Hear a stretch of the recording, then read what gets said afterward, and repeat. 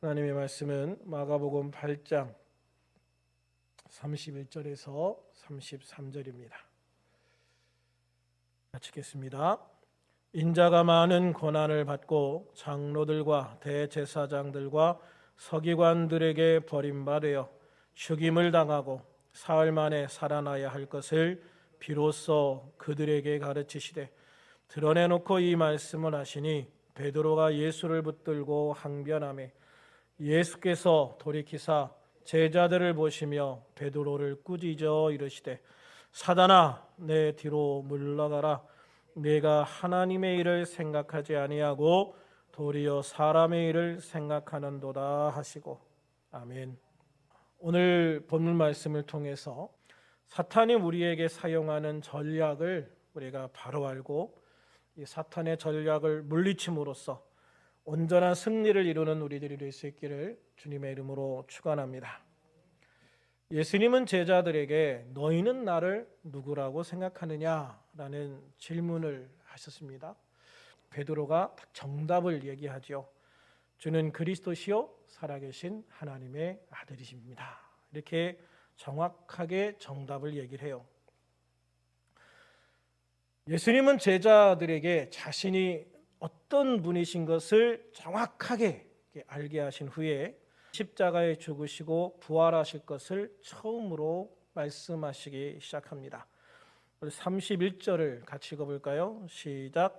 인자가 많은 고난을 받고 장로들과 대제사장들과 서기관들에게 버림받아 죽임을 당하고 사흘 만에 살아나야 할 것을 비로소 제자들에게 가르치시되. 아멘.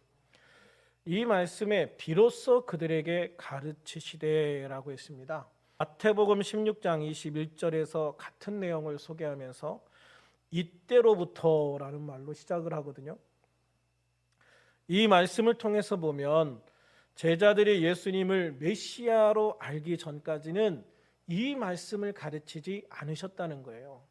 예수님이 제자들에게 당신이 메시아이심을 분명하게 인지하게 하고 난 후에 그때야 비로소 예수님이 죽으시고 부활하실 것에 대해서 가르치시기 시작했다라고 말하는 거예요. 예수님은 이제 제자들이 이거를 감당할 만한 그릇이 되었다라고 판단하셨던 것 같아요.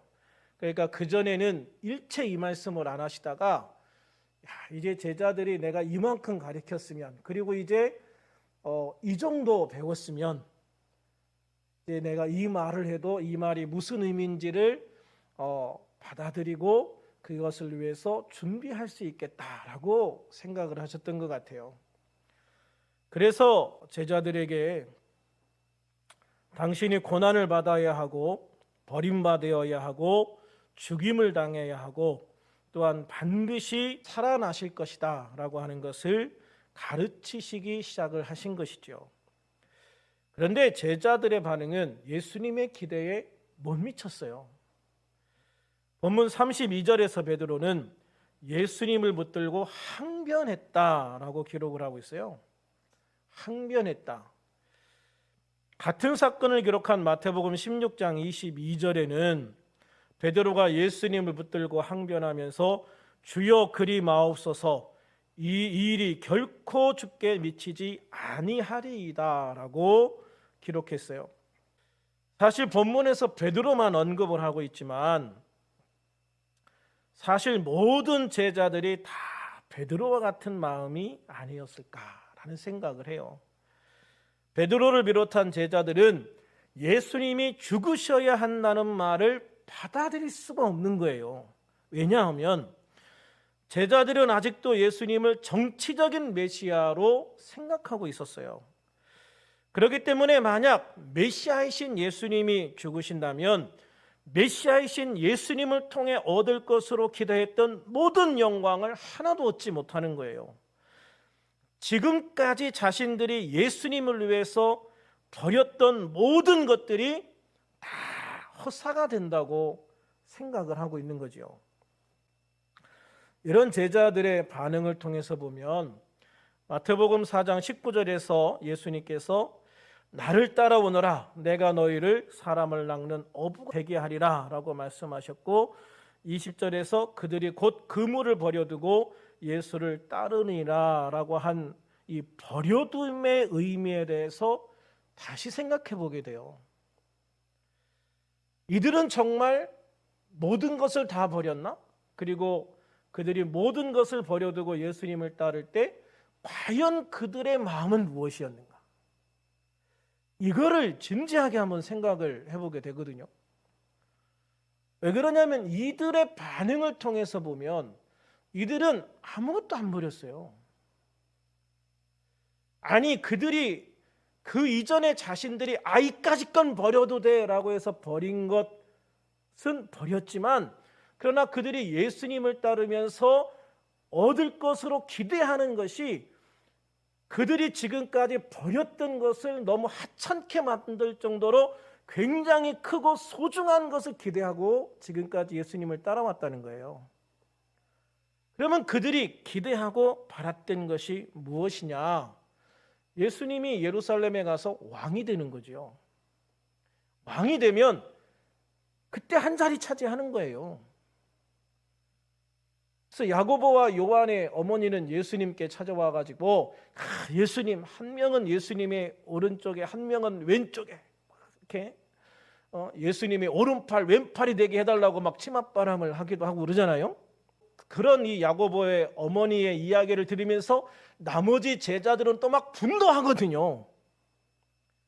왜 그러겠어요? 이 제자들도요, 다 나름대로는 다 예수님을 통해서 자신들이 예수님의 오른팔 왼팔이 되고 싶은 거예요.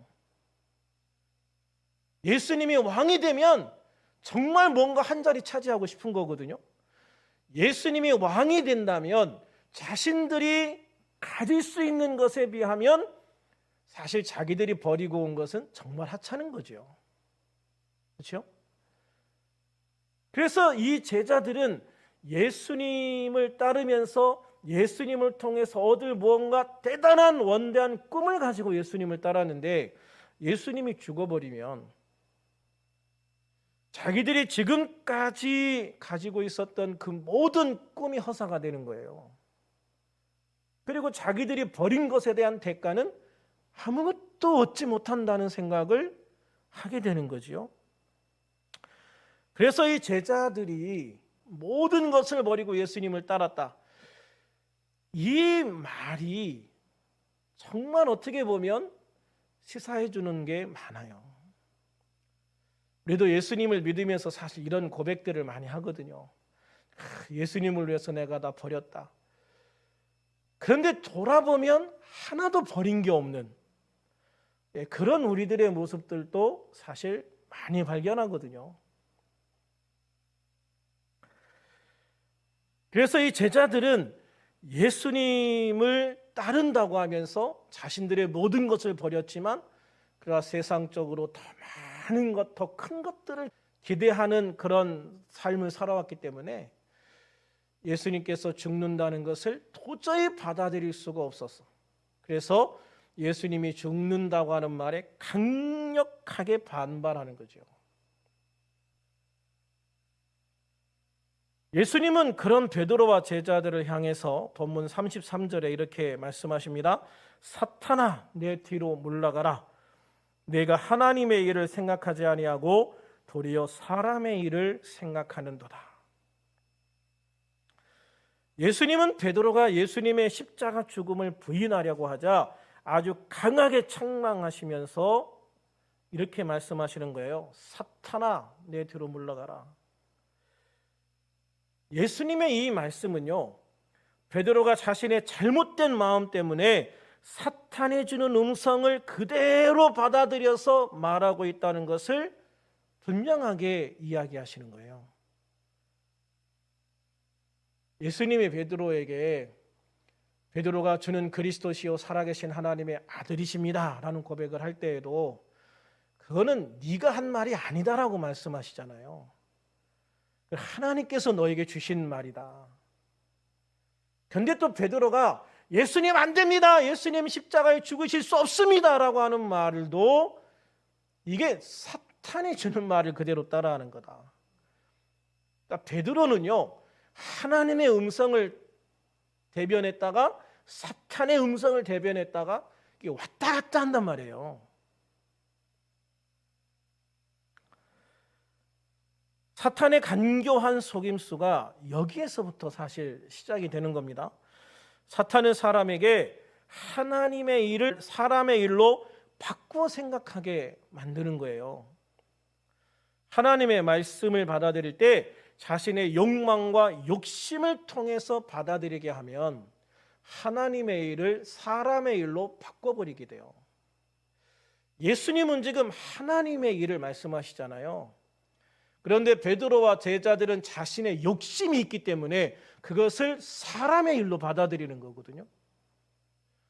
우리가 살아가면서 실제적으로 그런 순간들이 굉장히 많다라고 하는 거죠. 이것은 가리키는 자의 문제가 아니에요.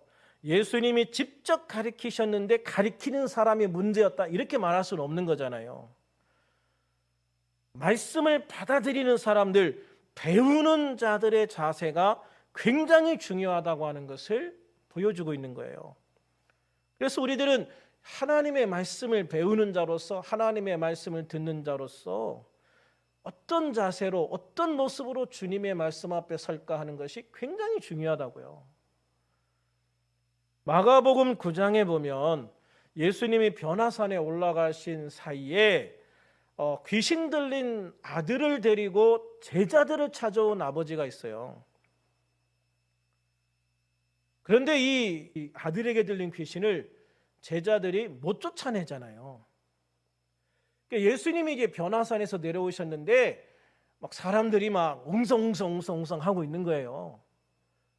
예수님이 제자들 불러서 도대체 왜 그래? 라고 하니까 이 아버지가 쪼르륵 달려와서 사실 내 아들이 귀신 들려서 뭐 이렇게 합니다. 그런데 당신 제자들에게 데려왔는데 당신 제자들이 못 쫓아냈습니다. 그러면서 무엇을 하실 수 있거든 우리를 불쌍히 여기사 도와주세요 라고 하는 거예요. 이거는요, 이미 그 마음에 불신이 깔려 있는 거예요. 무엇을 하실 수 있거든, 이것 자체가 불신이거든요. 당신이 할 수 있을지 없을지 모르지만, 이 말이거든요. 당신이 할 수 있을지 없을지 모르지만 만약에 할 수 있다는 자신감이 있으면, 할 수 있다는 자신이 있으면 우리 아들 좀 어떻게 해줘요. 예수님 앞에 이런 식으로 나가면요, 절대 아무것도 되지 않아요. 그때 예수님이 이 아버지에게 하시는 말씀이 뭡니까? 할 수 있거든이 무슨 말이냐? 믿는 자에게는 능히 하지 못할 일이 없느니라. 할렐루야. 믿는 자에게는 능히 하지 못할 일이 없느니라. 이 말씀은요, 예수님을 믿는 사람들에게 굉장히 귀한 소망을 주는 말씀이에요. 저도 뭐 힘들고 어려울 때 이 말씀 붙들고 엄청 기도하거든요. 그런데 이 말씀을 잘못 적용하는 사람들이 의외로 많아요. 예수님의 이 말씀 속에서 사람들이 두 가지 다른 관점으로 바라볼 수 있어요. 이 말씀을 두 가지 다른 관점으로 바라볼 수 있어요. 하나는 믿는 자에게는 이라는 거에 초점을 두고 이 말씀을 바라볼 수 있고, 또 하나는 능히 하지 못할 일이 없다는 거에 중점을 두고 이 말씀을 볼 수가 있어요. 그런데 우리는 믿는 자에게는 이라는 말씀에 관심을 더 두기보다는 능히 하지 못할 일이 없느니라, 이게 더 매력적이에요. 그죠? 이 말씀을 똑같이 볼 때 여러분은 뭐에 더 관심이 가나 한번 잘 생각해 보세요. 능히 하지 못할 일이 없느니라, 이게 되게 매력적이에요. 그래서 앞에가 잘 안 보이고 뒷부분만 보이는 일들이 많아요. 사탄이 믿는 자라는 말보다는 능히 하지 못할 일이 없느니라에 관심을 가지도록 유혹을 해요. 사탄이 사람을 유혹하는 가장 큰 도구는요, 그 사람의 현재 욕구입니다. 이 필요 욕구라고 하거든요. 필요 욕구. 이 사람에게 지금 반드시 채워져야만 하는 그런 일들이 있어요. 이 필요 욕구를 사단은 욕망 또는 욕심으로 바꾸어서 사람들을 유혹을 해요. 사람들에게 필요 욕구는요, 굉장히 중요한 거예요. 주기도문에서도 예수님이 일용할 양식을 주시기를 구하라고 그랬어요. 일용할 양식이 우리에게 필요한 욕구들이거든요. 너에게 가장 기본적인 것, 너가 지금 누려야 할 것에 대해서 하나님 앞에 기도하라라고 말씀을 하시죠. 그러므로 우리가 살아가는 데 필요한 욕구들은 죄가 되지 않아요. 근데 문제는 뭐냐면 이 욕구가 욕심이나 욕망이라는 단어로 바뀌면 문제가 되는 거예요. 필요 욕구가 욕망이나 욕심으로 바꾸게 되는 것은 나에게 필요한 것을 넘어서 더 많이, 더 크게, 더 높게라는 단어가 우리 마음에 더해질 때 문제가 돼요. 근데 더 많이, 더 크게, 더 높게, 이게 사탄이 기가 막히게 우리를 이용하기 위해서 주는 단어들이거든요. 많은 사람들이 더 위대하게 되는 꿈을 가지는 게 뭐가 문제냐, 더 크게 되는데 꿈을 가지는 게 뭐가 문제냐라고 얘기할 수 있거든요. 근데 여기에서는 그런 걸 얘기하는 게 아니에요. 하나님께서 나를 그렇게 키워주시고 세워주실 수 있어요. 하나님 앞에 정말 믿음으로 순종하고, 그래서 하나님 안에 믿음을 가지면 믿음의 크기만큼 하나님은 더 많이 주시고 더 크게 하시고 더 높게 우리를 들어주시거든요. 그래서 우리가 가져야 될 가장 중요한 것은 믿음의 크기를 키우는 거예요. 그래서 믿음의 크기를 키울수록 믿음 안에 담기는 게 많은 거예요. 문제는 믿음은 전혀 키우지 않고 받을 욕심만 키우는 거죠. 그럼 결국 주셔도 다 넘쳐버리고 남는 게 없어요. 그래서 사탄에 속아서 많은 걸 얻은 것 같지만 결론적으로 나중에 결산해 보면 아무것도 없는 그런 인생이 되기가 쉬운 거예요. 우리들은 주님이 주시는 은혜 속에서 필요한 것을 구해야 됩니다. 좋으신 아버지께서 나에게 더 좋은 것들을 주신다는 것을 믿어야 돼요. 하나님 아버지께서 주시는 것에 감사하고 만족하면서 하나님 안에 믿음으로 나가면, 그러면 주님 안에 아무 문제가 없어요. 하나님은 하나님의 은혜를 통해서 범사에 감사하는 사람에게는 더 놀라운 일을 이루어 가시는 정말 놀라운 축복을 주시거든요. 그러나 감사 대신에 불평하고 원망하고 만족하지 않을 때 사탄 마귀는 우리의 필요 욕구를 욕심으로 바꿔서 죄를 짓게 만드는 거예요. 이게 문제예요. 이렇게 관점이 바뀌면 들려오는 단어도 달라져요. 베드로가 예수님이 죽으신다는 말보다는 다시 살아나야 하신다는 말씀에 귀를 기울이면 얼마나 좋았을까요? 예수님이 죽으셔야 한다는 말씀을 3번 가르치셨으면 살아나야 하신다는 말씀도 3번 가르치신 거예요. 그런데 그 말씀을 아무도 기억을 못해요. 심지어 성경에 보면 예수님이 부활하시고 난 다음에야, 부활하셔서 그들에게 보이시고 난 다음에야 그렇게 말씀하셨었지라는 것이 생각이 났다. 이게 얼마나 한심한 거예요. 그러니까 예수님이 돌아가셔서 무덤에 들어가셔도 그 무덤에서 부활해서 나오시는 주님을 아무도 영접 못하는 거예요. 만약에 사람들의 관점이 죽으셔야 된다는 것보다 살아나셔야 된다는 것을 더 깊이 마음속에 새기고 들었다면 어떻게 됐을까요? 예수님이 무덤을 열고 나오시는 것을요, 모든 제자들이 다 맞이할 수 있었을 거예요. 여자들이 주일날 새벽에 무덤에 갔지만 사실 이 여자들이 예수님이 부활하실 걸 기대하고 한 건 아니잖아요. 무덤 속에 있는 예수님의 시신에 향유를 바르고 이렇게 하기 위해서 간 것이지 부활을 꿈꾸고 간 건 아니에요. 그렇지만 그렇게 열정적으로 예수님을 찾아갔던 마리아에게 첫 번째로 예수님이 보이시죠. 근데 저는 그 장면을 보면서요, 참 제 마음속에 안타까운 거예요. 이 제자들이 예수님이 살아나야 된다는 말, 내가 3일 만에 살아날 것이라는 말씀만 다 간직하고 있었어도 예수님이 무덤을 열고 나오시는 그 순간에 모든 성도들이 말이죠, 할렐루야 예수님 부활하셨네, 무덤 앞에서 예수님을 만나서 그 앞에서 잔치를 벌였을 텐데 말이죠. 그 순간을 놓쳐버리는 거예요. 더마는 자기가 없을 때 예수님 부활해서 오셨다고 하니까 나는 예수님 만져보기 전에 난 못 믿는다, 이딴 소리나 했었고 말이죠.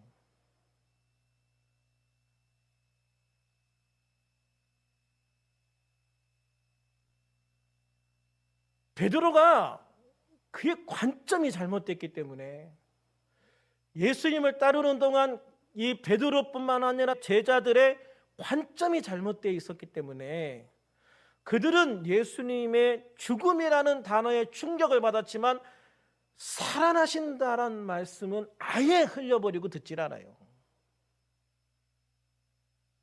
그러니 해서 가장 소중한 시간을 놓쳐버리고 또 그들은 그들대로 또 실족하고 낙심하게 만들어버리는 그런 결과를 가져오잖아요.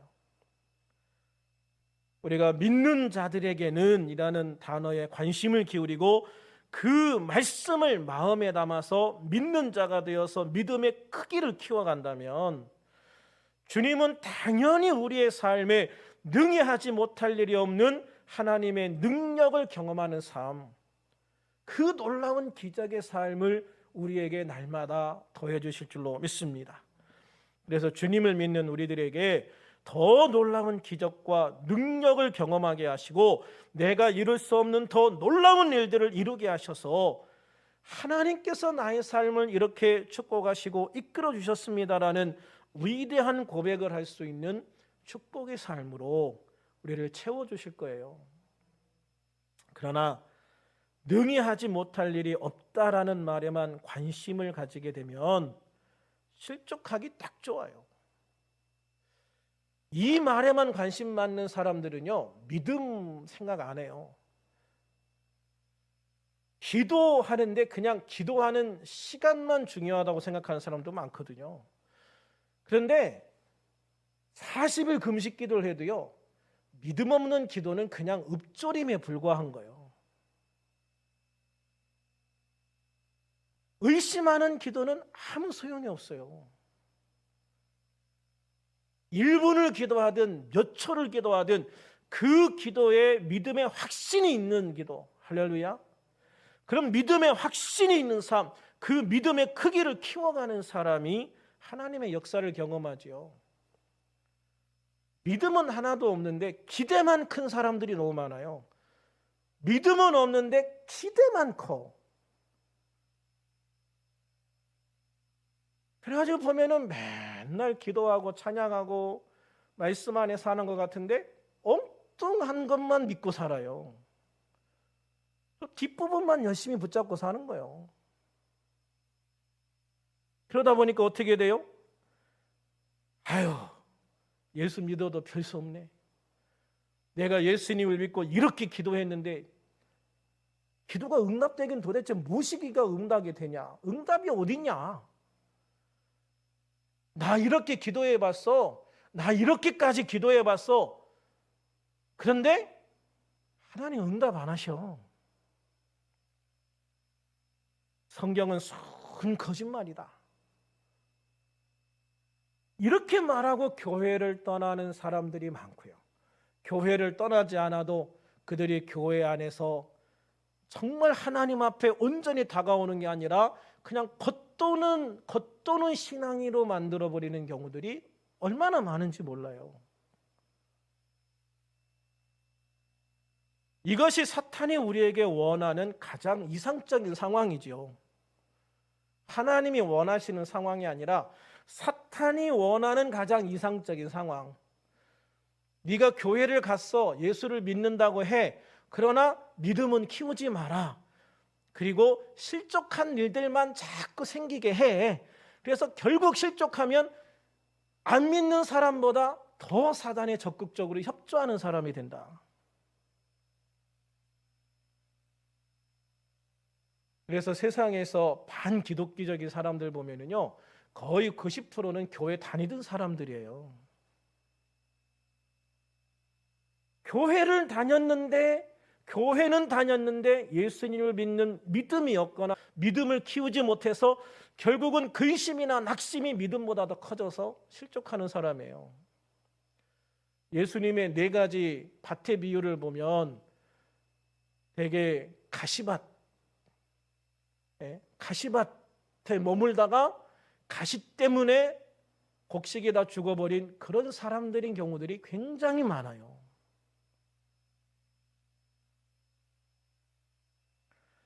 그런 사람들을 만날 때마다 참 마음이 안타깝거든요.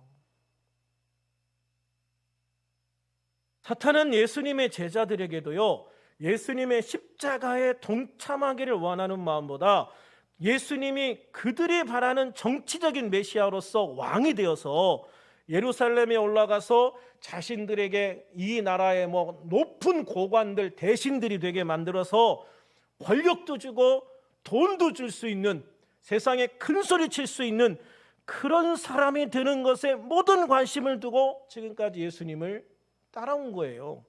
그들의 마지막 모습을 보면 절대 이걸 부인할 수가 없어요. 그렇기 때문에 예수님은 이미 그들에게 다 받아들일 수 있도록 가르쳤지만 제자들은 여전히 예수님의 가르침을 받아들일 수 없는 상태로 머물러 버리게 되는 거예요. 예수님은 가르치셨어요. 제자들은 듣고 배웠어요. 그러나 제자들은 자신의 관점이 옳다고 생각하는 것만 듣고 기억했어요. 제자들이 이런 잘못된 생각을 버리는 게 참 쉽지 않았습니다. 예수님이 3번에 걸쳐 당신이 죽임당할 것과 3일 만에 부활하실 것을 가르치셨거든요. 심지어 예수님이 십자가에 죽으시기에 바로 이틀 전에도 이 말씀을 하셨어요. 마태복음 26장 2절에 보면 너희가 아는 바와 같이 이틀이 지나면 유월절이라 인자가 십자가에 못 박히기 위하여 팔리리라 라고 말씀을 하셔요. 그럼에도 예수님의 죽으심에 충격받은 제자는 있지만 죽으심을 준비하는 제자는 없어요. 예수님의 장례를 위해 옥합을 깨트린 한 여인만이 예수님의 죽으심을 준비한다고요. 예수님의 이 말씀을 들은 가룟 유다는요, 오히려 대제사장을 찾아가서 예수님을 넘겨주기로 약속하고 은 30을 받아요.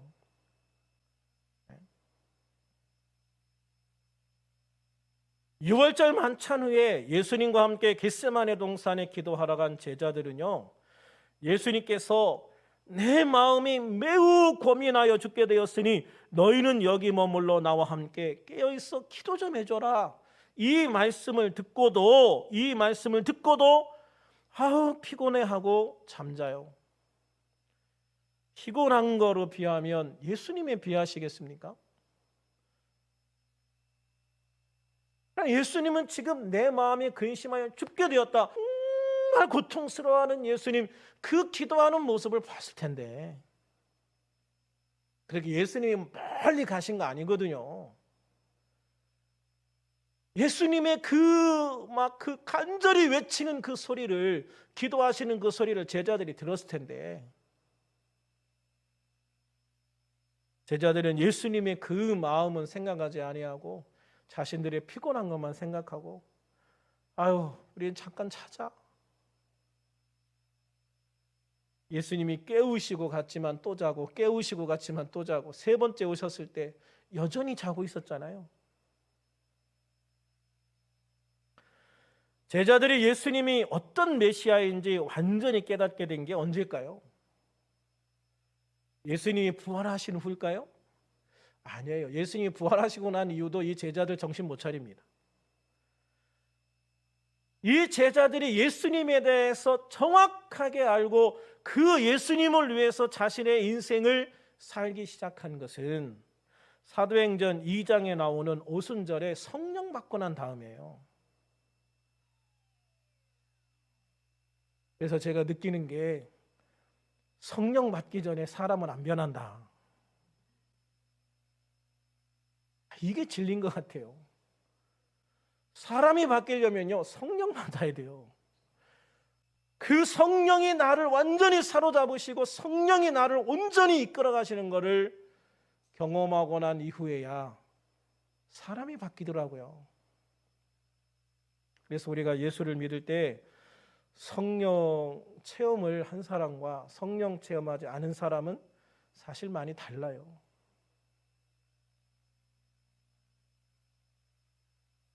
우리도 여전히 제자들과 같이 사탄에게 속는 일들이 많이 있습니다. 사단은 여전히 우리들의 삶 속에 주님의 은혜에 감사하는 마음보다는 불만족스러운 마음을 심어주기 위해서 노력을 해요. 믿음을 키워 하나님의 능력을 경험하기보다는 당장 무엇인가 받기를 원하고 주지 않으면 하나님을 향해서 원망하고 불평하고, 나도 모르는 사이에 사단은요, 내 귀에 수없는 불평과 원망거리들을 속삭이고 있거든요. 근데 우리는 그 사단의 속삭임에 귀를 닫아버리고 하나님을 향하여 귀를 열어야 되는데, 오히려 하나님을 향한 귀는 닫아버리고 사탄을 향한 귀만 열어놓는 경우들이 훨씬 많은 게 우리 인생의 가장 큰 불행이라는 거예요. 그로 인해서 우리들도 본문 33절 말씀과 같이 사탄에게 속아서 하나님의 일을 사람의 일로 바꾸어 생각하는 그러한 실수를 반복하는 거예요. 그러나 우리들은 이미 예수님을 믿고 성령을 받은 줄로 믿습니다. 그리고 제자들이 어떤 실수를 했는지도 알았잖아요. 무엇이 문제인지 우리는 성경을 통해서 정확하게 알게 되잖아요.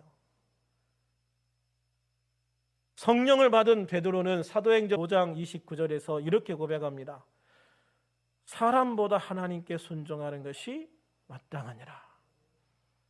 야, 진짜 변해도 엄청 변하는 거예요. 예? 하나님의 일은 다 뒷전으로 하고 나의 이익을 위해서 제자들을 대변하고 예수님께 대들었던 베드로가 사람보다 하나님께 순종하는 것이 마땅하니라 이렇게 바뀌어요. 성령 받으니까.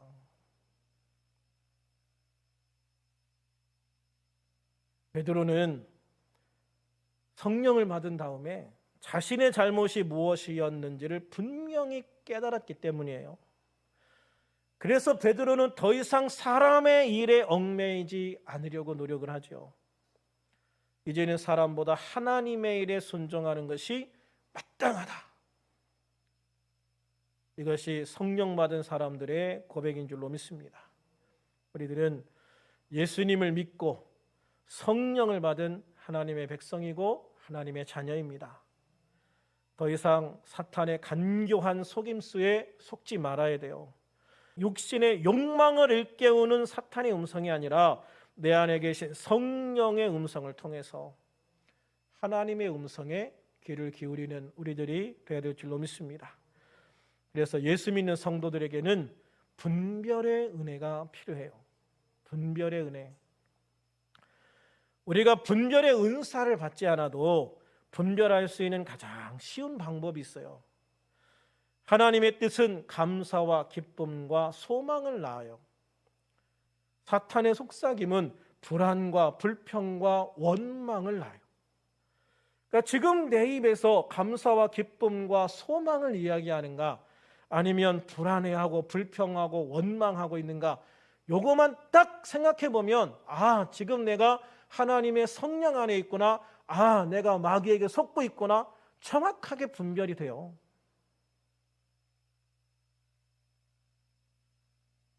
그러므로 우리들은 하나님의 뜻을 잘 분별해서 야고보서 4장 15절 말씀처럼 주의 뜻이면 우리가 살기도 하고 이것이나 저것을 하리라. 할렐루야. 이런 고백을 할 수 있어야 돼요. 주님의 뜻이면 내가 뭐든 하겠습니다.